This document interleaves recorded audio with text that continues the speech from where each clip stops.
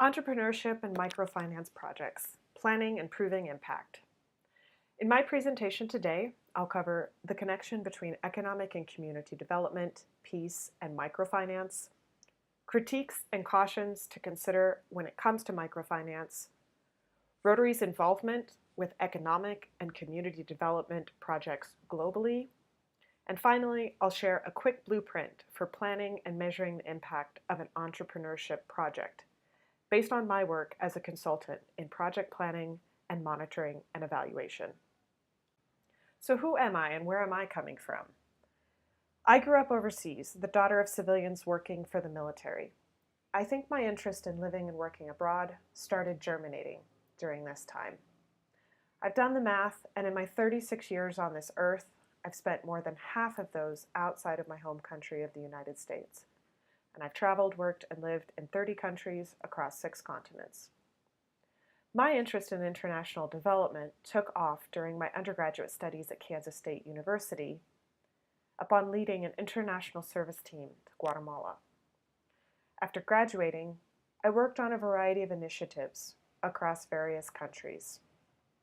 And in 2012, I completed a master's in international studies as a Rotary Peace Fellow at the University of Queensland, Australia, focusing my studies on the connection between economic development and peace. I'm currently based in Oaxaca, Mexico, and work as an international development consultant and educator. In a nutshell, I help businesses and nonprofits, including Rotary, plan, implement, and measure the impact of social projects. And I teach university students about the whole process at the same time. I've done a lot of work within the coffee value chain at the academic, producer, consumer, and multinational business level. This is a context I know well, especially at source or origin, where coffee is grown. And this is an area where many microfinance projects are needed and take place. While coffee is the second most traded commodity after oil and accounts for a large share of export earnings in over 50 countries worldwide, the majority of profits are retained in consuming countries. And smallholder farmers who grow coffee can't make ends meet. And things are only getting tougher with climate change and related issues. When farmers can't make ends meet, they may turn to drug production or they migrate. Thus, coffee producers experience outright violence related to producing illegal substances or structural violence that occurs because of poverty, when someone can't earn a decent living, provide for their family, or put food on the table. While this situation seems bleak, there are organizations and initiatives dedicated to working with coffee farming communities to help them break the cycle of poverty and violence. Specifically, I've seen the power of microfinance to help farmers and communities diversify production and reduce dependency on coffee, to instill self-confidence and pride, to improve family relations, and to improve communities through job creation and strengthening of the local economy. One related story from my work is that of La Trinidad, the Trinity, in Oaxaca, Mexico. Following the international coffee crisis of the late 1990s, this community turned to marijuana production to make ends meet. But authorities got word of this, burned the crop to the ground, and left the community wondering, what do we do now? Thankfully, community leaders formed a coffee cooperative. They gained greater access to markets and connected with nonprofit organizations to obtain funds and resources for community development projects. Knowing that coffee wasn't enough, the cooperative decided to start a microfinance project for alternative productive activities. Many of these activities still operate today, over 10 years later. And I've seen similar stories in other coffee-growing communities. Microfinance has the potential to help small-scale farmers and family members in the Global South diversify production and resources. This means they don't have to focus all their energies on a single volatile commodity like coffee, which generates dependency. Microfinance can improve local economies, enabling a community to take advantage of local resources in a responsible way and creating local employment. This can translate into reduction in poverty and therefore a reduction in structural violence. Less migration, improved diets, improved quality of life and health, and improved environment. So this is how microfinance has the potential to provide a hand up, to develop the local economy and the local community, not just in coffee-producing areas, but in other communities worldwide. These examples illustrate microfinance success stories that I have seen in my work. However, I was surprised to find during my master's studies as a Rotary Peace Fellow that there are critiques of microfinance, particularly that of large institutions that focus on lending to women. This stunned me, as I'd been an avid supporter of microfinance, and I've even been to the very first village in Bangladesh where Muhammad Yunus of the Grameen Bank started his microfinance project. But allow me to share some of this information with you. According to the logic of microcredit, microloans empower women by providing them funds to work inside their homes or in the informal sector, and to take part in education and training. Women are considered to be ideal borrowers because they are seen as more responsible, they're considered to repay loans regularly, and are seen as cooperating better than men. However, some researchers have found that the reality on the ground can look different. Peer pressure in women's lending groups can result in conflict. And in the home, male family members may pressure female family members to take out loans. And rather than getting out of poverty, some microcredit borrowers end up taking out more loans to pay off existing loans at higher rates.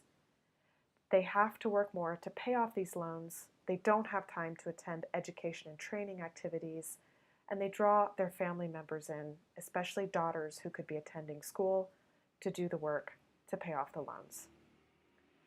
The reason I share these critiques is to encourage you to think critically about microfinance and to avoid these potential pitfalls in your entrepreneurship project. Indeed, microfinance has radically changed the development landscape and provided countless opportunities for those who might otherwise never have access to credit. However, rather than imposing microfinance as a one-size-fits-all solution to address poverty, what I'm proposing here is that we ask communities what they need and want.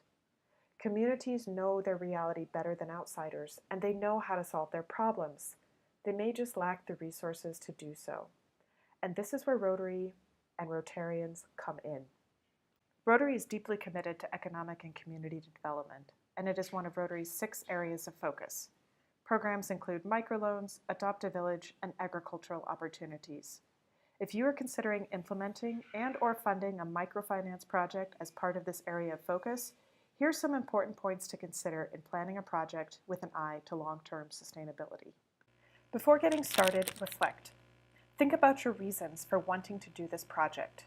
Be aware of what Chimamanda Ngozi Adichie calls the danger of the single story, to define a community, a people, or even an entire country based on one's own ideas or worldview. I'd highly suggest you look up this TED Talk, The Danger of the Single Story. Identify, investigate, and connect project stakeholders and build trust. Related to this, involve participants and create buy-in through community input. This also means asking the community to do their part, to buy into and to actively commit and participate in a project. Together, assess, define, and analyze community need. It's absolutely essential that you carry out a community needs assessment.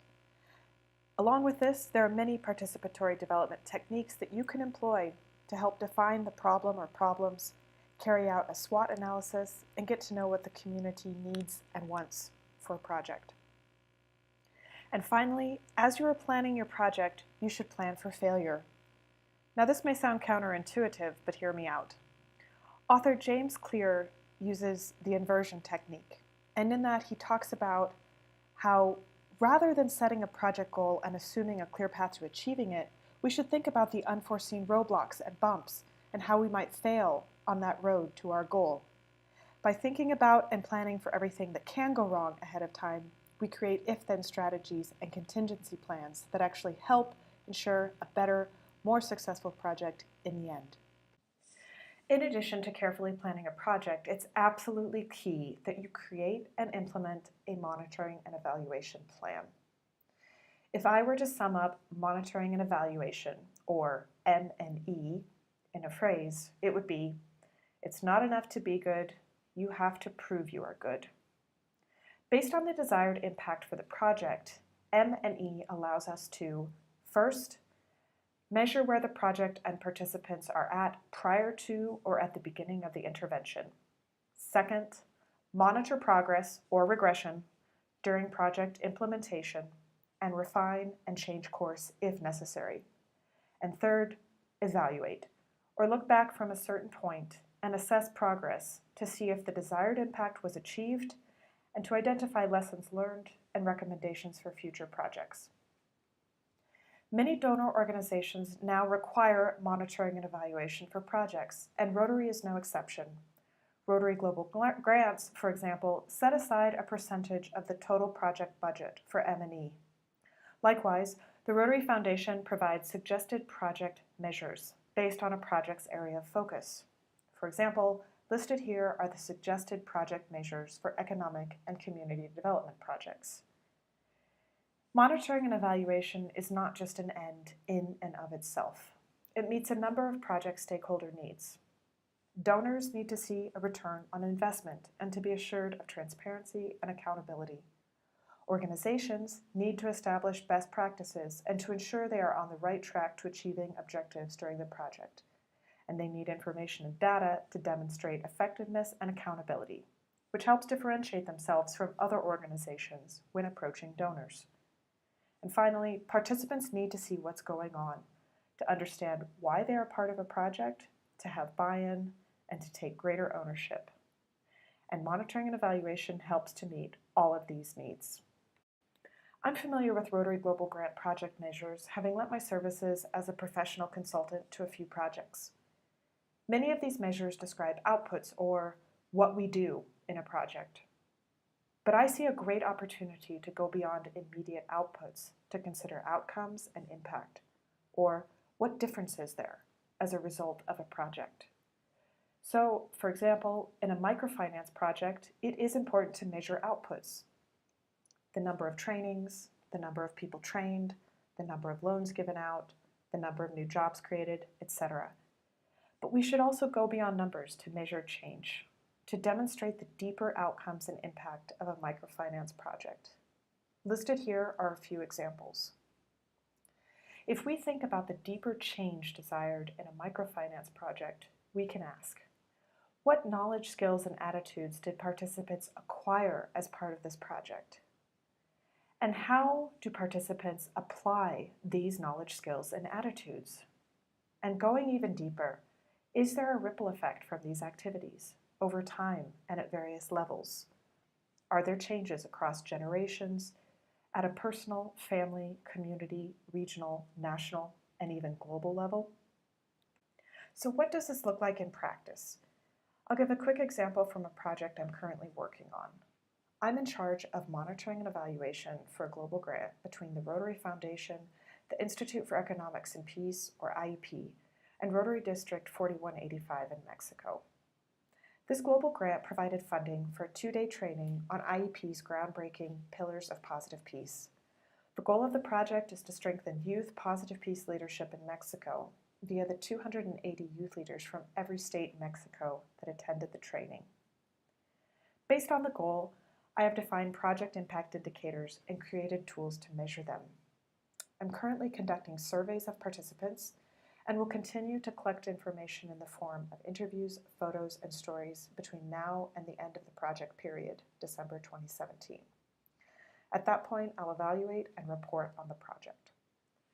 I've designed my monitoring and evaluation tools to provide useful information and data, compelling proof for why this training could and should be replicated, so that this information can be referred to in years to come to provide a baseline for the possible ripple effects caused by this training, which might include district and global grant applications, youth leaders that go on to become Rotary Peace Fellows, changes in regional issues related to peace, conflict resolution, and social development, and even the active transformation of Mexico into a stronger and more peaceful society. This may sound like a big dream, but this is what Rotary is all about. However, in order to make these big dreams a reality and to show how Rotary helped accomplish it, we need meticulous project planning and we need monitoring and evaluation. The goal of this presentation is to give you a better idea of the connections between economic and community development, entrepreneurship, and peace, as well as the importance of project planning and impact measurement. Rotary is an incredible force for good in the world, but as I mentioned earlier, it's not enough to be good. One has to show and prove they are good. Those of us in the Rotary world know and believe in this impact. However, in my opinion, there still exists a grand opportunity to demonstrate this impact, not just to the international development world, but to the world in general, to measure and show the cumulative impact of all members' efforts, of all projects and initiatives. A year ago, I was honored to be interviewed by the Rotarian magazine. This quote here sums up the power of this cumulative impact. It is up to us, those dreaming up, funding, planning, and implementing projects, to do our part to think and plan critically and to measure the impact of projects in a meaningful, deeper way. As a Rotary Peace Fellow and a professional trained in project management and impact measurement, it is my hope to continue to offer my services to you and to Rotary to help prove and demonstrate this impact to the world. Thank you. Please feel free to contact me for more information about how I can help you plan, implement, and measure the impact of your project. Thank you so much for your support, and I look forward to hearing from you.